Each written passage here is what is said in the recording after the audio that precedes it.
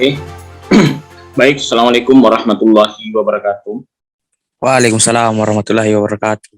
Puji syukur kita panjatkan atas kehadirat Allah yang senantiasa melimpahkan rahmat dan hidayahnya kepada kita sekalian, sehingga pada kesempatan ini, pada siang hari ini, atau pada sore hari ini, kita dapat melaksanakan kegiatan perkuliahan secara daring.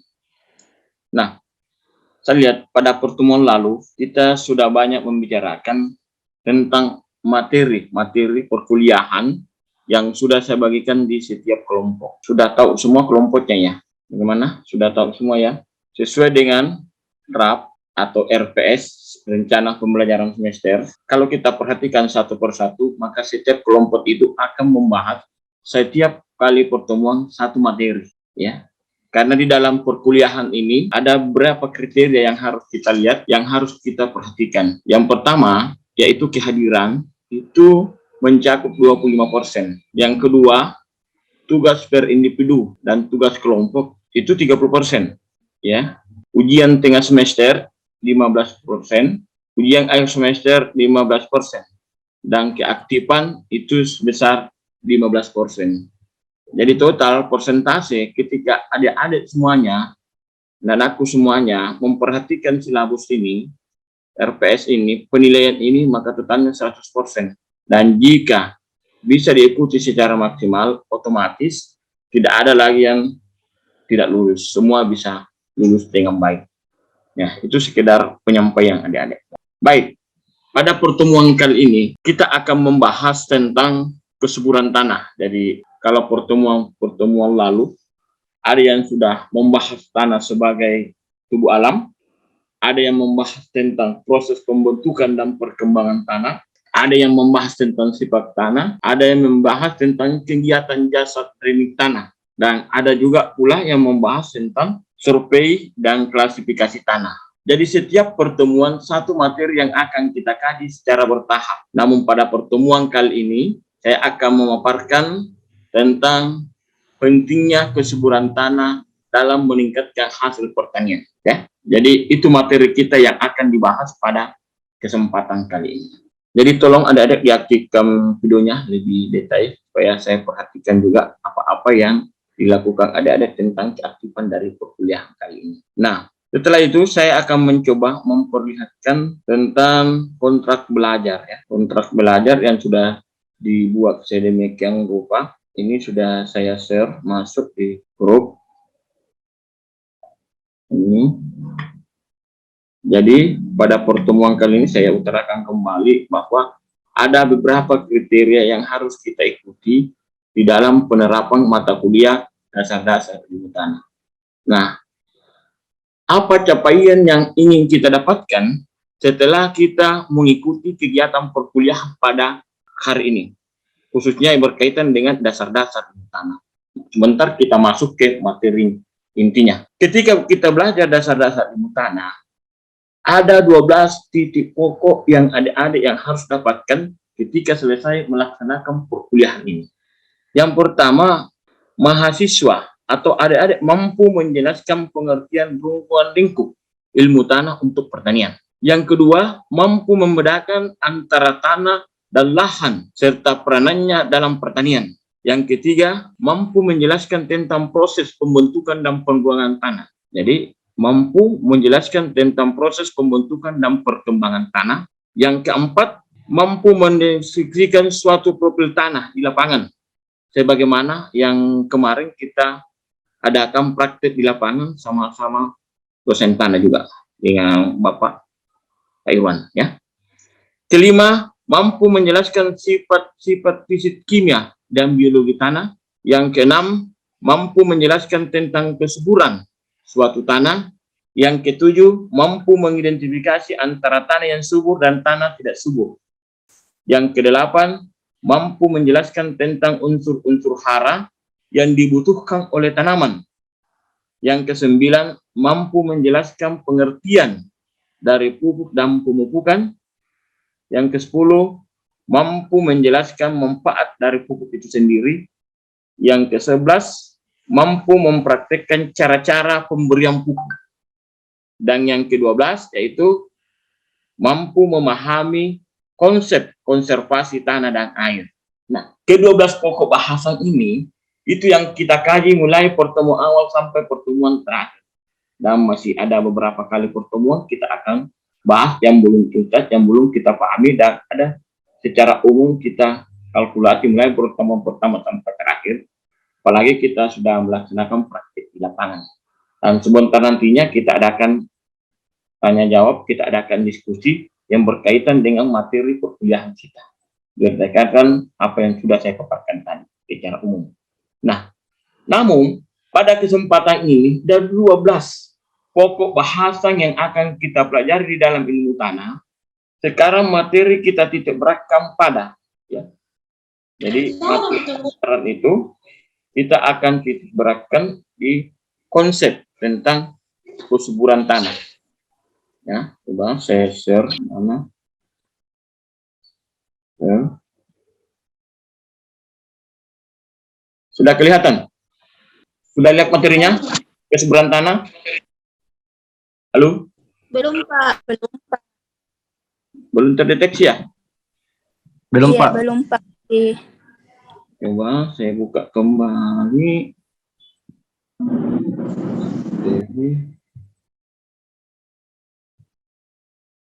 Bagaimana? Sudah?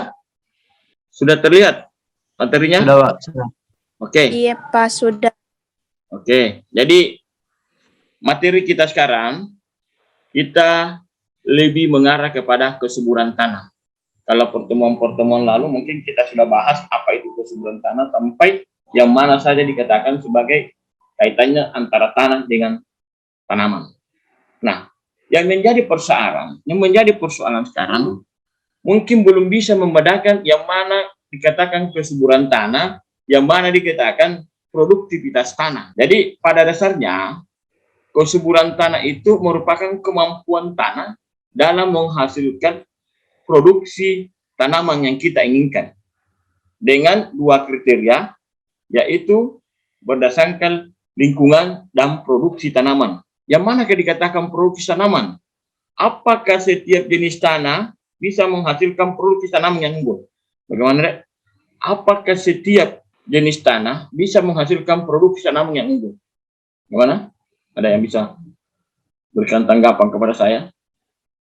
Apakah setiap jenis tanah bisa memberikan kontribusi, ya, bisa memberikan kontribusi terhadap hasil tanaman, hasil produk tanaman? Gambar kecilnya begini. Apakah setiap jenis tanah bisa menghasilkan produksi tanaman yang maksimal? Sudah paham? Pertanyaan kedua, apakah lingkungan mempunyai pengaruh yang cukup besar terhadap peningkatan hasil produksi pertanian? Ada yang bisa jawab?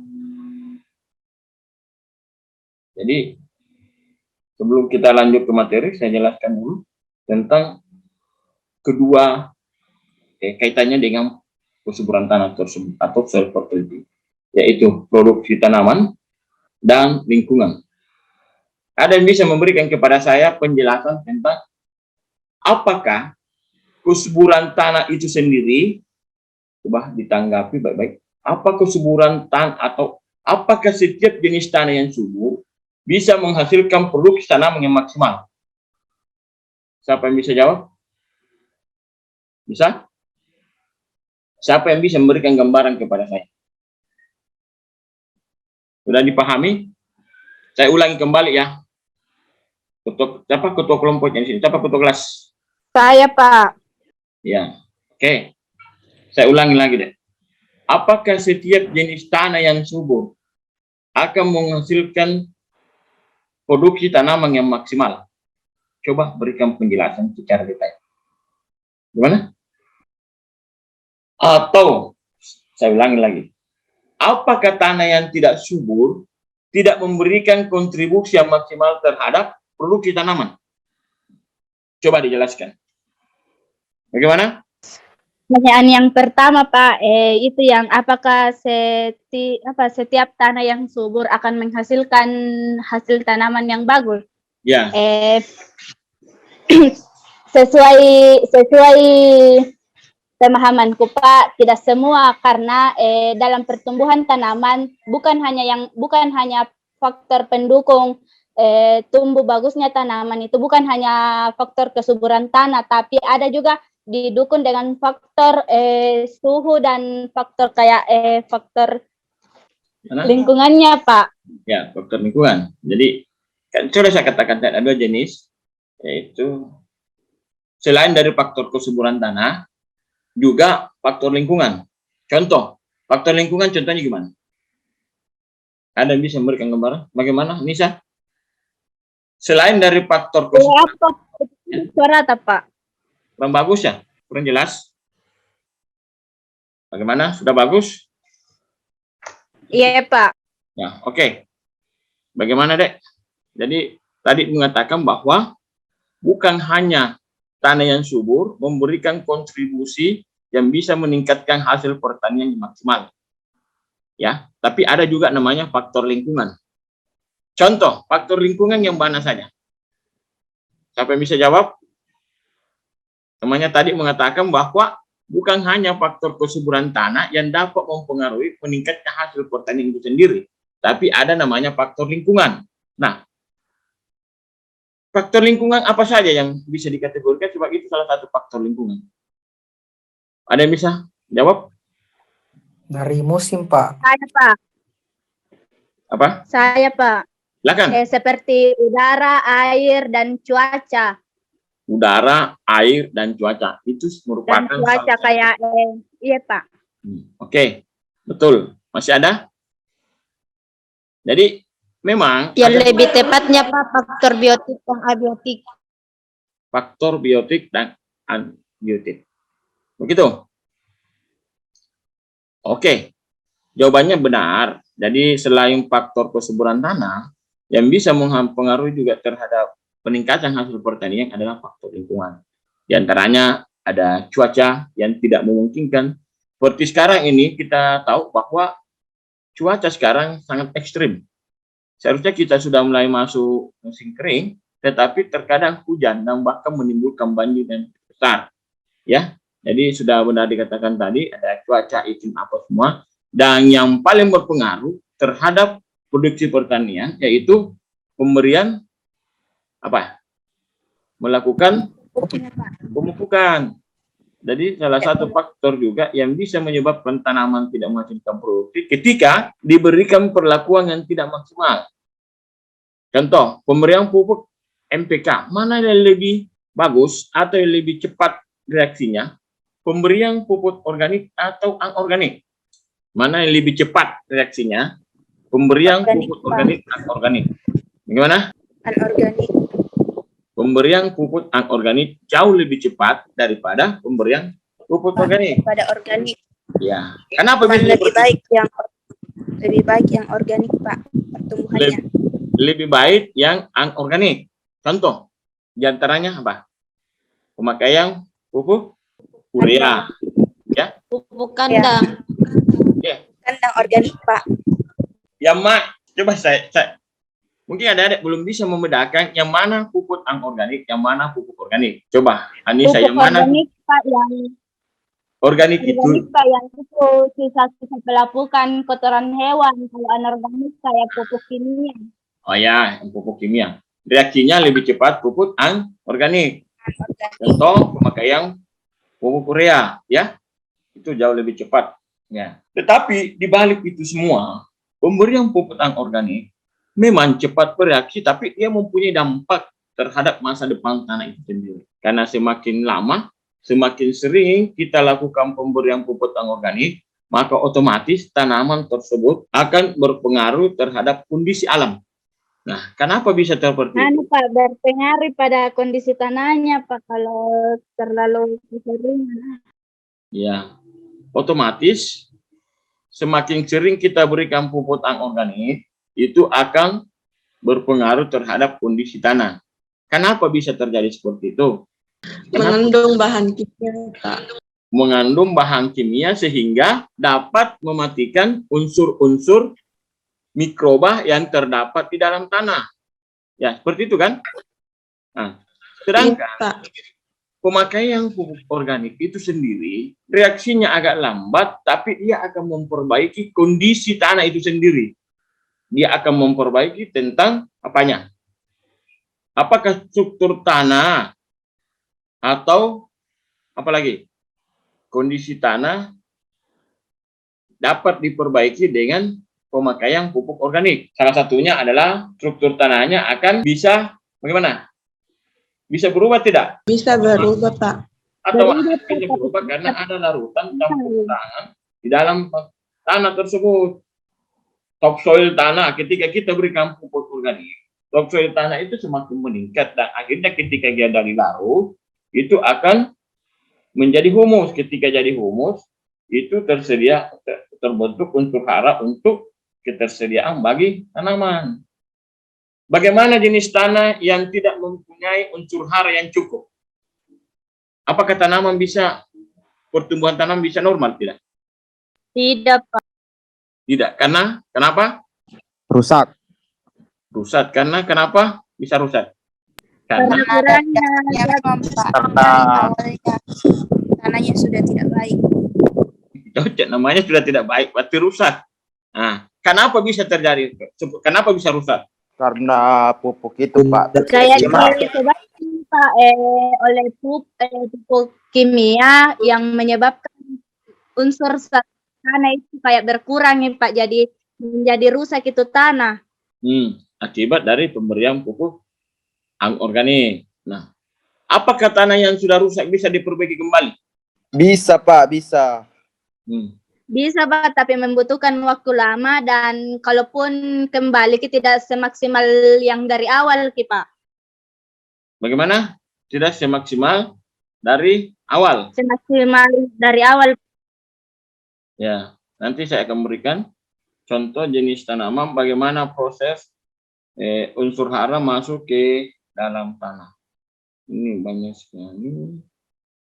Jadi tadi sudah katakan bahwa faktor lingkungan juga merupakan salah satu faktor yang bisa mempengaruhi terhadap produksi tanaman itu sendiri.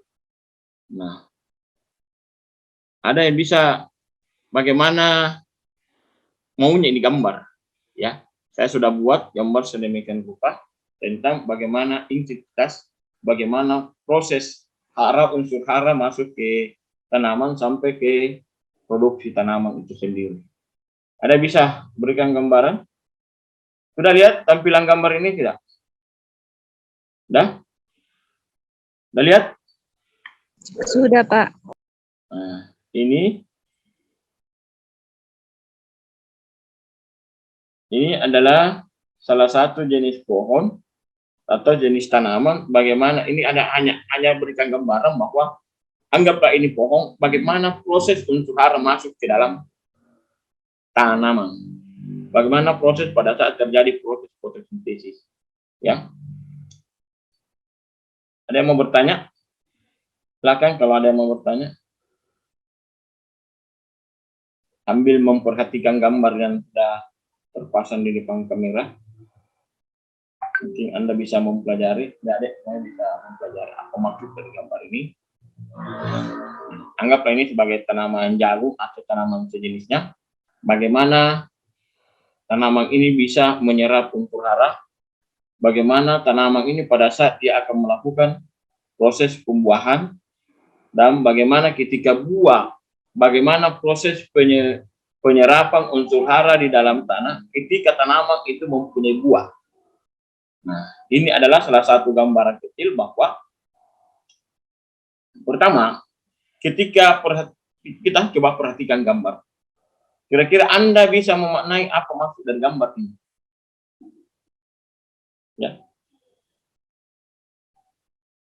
Ya, karena kita sekarang berbicara tentang kesuburan tanah, kita akan berbicara dengan gambar.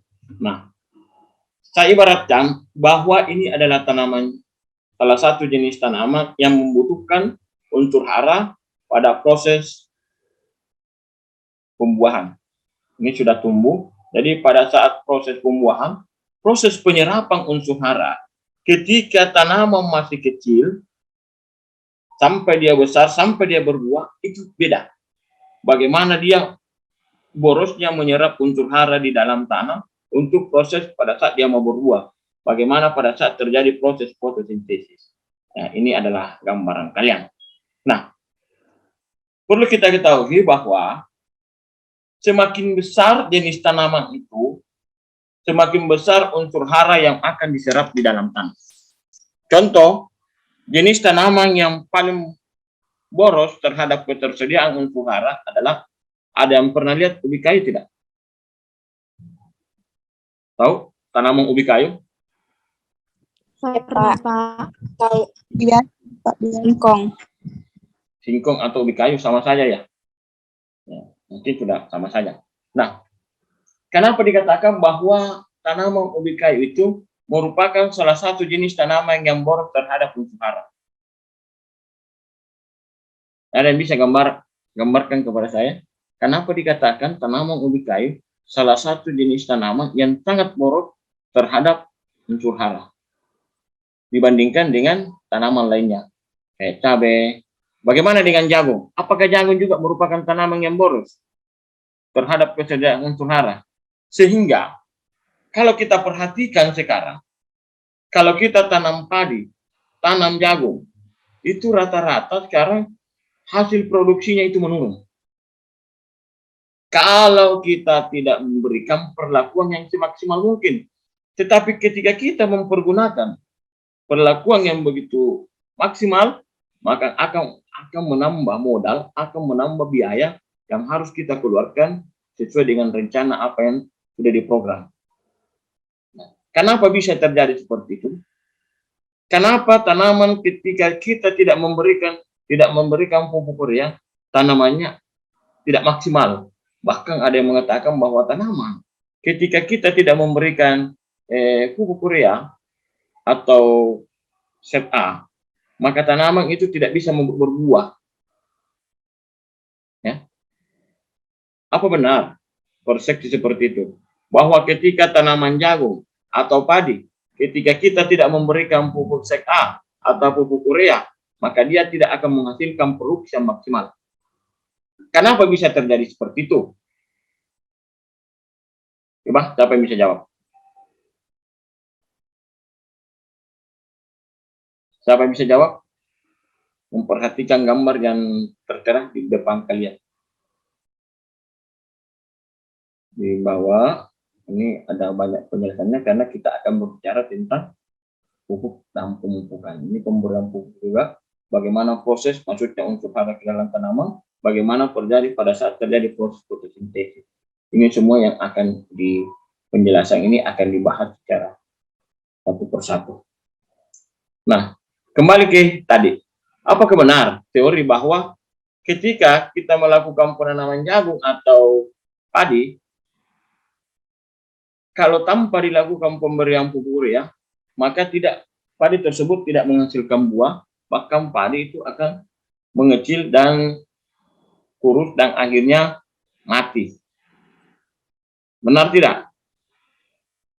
Ada yang mengatakan juga ketika padi tersebut atau jagung tersebut kita tidak lakukan pemakaian pupuk urea atau KCL atau ZA, tidak menghasilkan buah. Kenapa bisa terjadi? Kenapa bisa?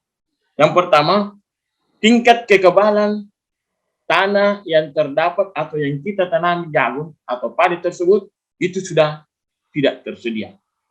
Karena tidak ada kekebalan tanah tersebut, tidak ada, sama dengan manusia, tidak ada kekebalan tubuhnya, maka kita juga mudah terserang penyakit. Biar flu sedikit patah mendung agak dingin, bisa flu keluar malam, angin. Seperti juga tanaman. Karena sudah tidak ada penghalang, sudah tidak ada kekebalan tubuh di dalamnya, maka otomatis tanaman tidak bisa menghasilkan produksi yang maksimal. Kenapa bisa terjadi seperti itu? Karena mungkin perlakuan yang kita lakukan selama ini, kita terlalu sering menggunakan pupuk urea, ya, atau pupuk kimia, atau penggunaan pupuk kimia. Nah, dengan penggunaan seperti ini yang turun-temurun dari waktu ke waktu, tahap demi tahap, terjadilah seperti ini. Ada serangan hama, apakah hama wereng atau dan lain-lain sebagainya. Masih banyak lagi hama-hama yang bisa menyerang ketika tidak ada kekebalan tubuh tanaman tersebut. Terus sekarang banyak mengatakan bahwa apa kaitannya tingkat kesuburan tanah dengan tikus.